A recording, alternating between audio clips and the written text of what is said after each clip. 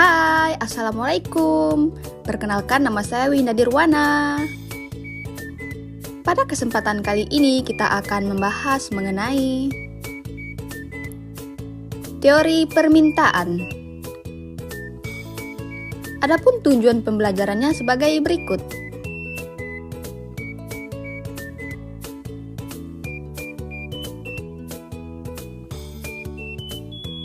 Tahukah Anda apa itu permintaan? Secara sederhana, permintaan adalah keinginan yang disertai oleh kemampuan untuk membeli barang dan jasa pada tingkat harga dan waktu tertentu. Jadi dapat disimpulkan bahwa permintaan tercipta apabila Anda memiliki keinginan untuk membeli suatu barang disertai dengan kemampuan untuk membayarnya. Lalu faktor-faktor apa saja yang mempengaruhi permintaan? Berikut ini adalah faktor-faktor yang mempengaruhi permintaan.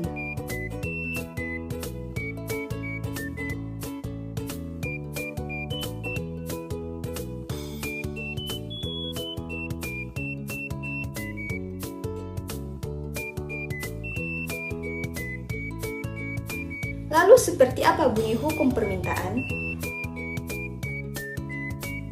Mari kita simak contoh berikut ini. Dina membeli 5 kg buah jeruk, padahal semulanya ia hanya berniat untuk membeli 2 kg saja. Namun karena di toko Segar Sekali sedang ada bulan promosi dengan menurunkan harga jeruk, ia memutuskan membeli 5 kg.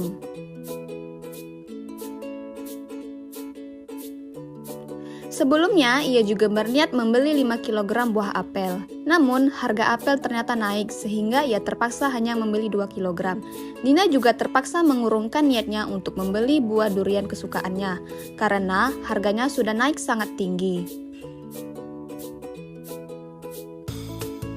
Dari ilustrasi tersebut dapat kita simpulkan bahwa harga memainkan peran penting dalam mempengaruhi kuantitas yang diminta. Semakin tinggi harga, semakin rendah jumlah yang diminta. Semakin rendah harga suatu barang dan jasa, semakin banyak pula jumlah yang diminta.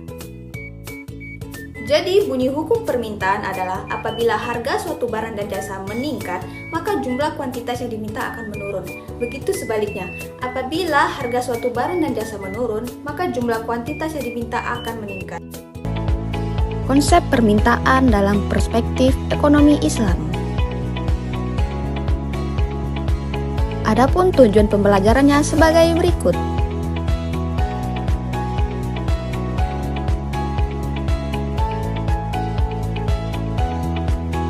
Tahukah Anda bagaimana konsep teori permintaan dalam Islam?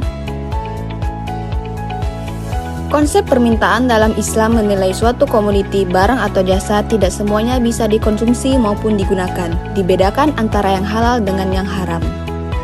Hal ini tertuang dalam surat Al-Maidah ayat 87-88. Ya ayyuhallazina amanu la tuharrimu thayyibati ma ahallallahu lakum wa la ta'tadu innallaha la yuhibbul mu'tadin. Artinya, wahai orang-orang yang beriman, janganlah kamu mengharamkan apa yang baik yang telah dihalalkan Allah kepadamu, dan janganlah kamu melampaui batas. Sesungguhnya Allah tidak menyukai orang-orang yang melampaui batas. Quran Surat Al-Maidah ayat 87. Selanjutnya, wa kulu mimma razaqakumullahu halalan thayyiba wattaqullahallazi antum bihi mu'minun. Artinya, dan makanlah makanan yang halal lagi baik dari apa yang Allah telah rezekikan kepadamu, dan bertakwalah kepada Allah yang kamu beriman kepadanya. Quran Surat Al-Maidah ayat 88. Menurut Ibnu Taimiyah, permintaan suatu barang adalah hasrat terhadap sesuatu yang digambarkan dengan istilah rokbah fil al-syai, yang diartikan sebagai jumlah barang yang diminta secara garis besar. Permintaan dalam ekonomi Islam sama dengan ekonomi konvensional, namun ada batasan yang tertentu harus diperhatikan oleh individu muslim dalam keinginannya. Jadi dapat disimpulkan Islam mengharuskan untuk mengkonsumsi barang yang halal lagi thayyib. Aturan Islam melarang seorang muslim memakan barang yang haram, kecuali dalam keadaan darurat, di mana apabila barang tersebut tidak dimakan, maka akan berpengaruh pada kesehatan muslim tersebut. Baik, sekian, terima kasih. Assalamualaikum. Created using Powtoon.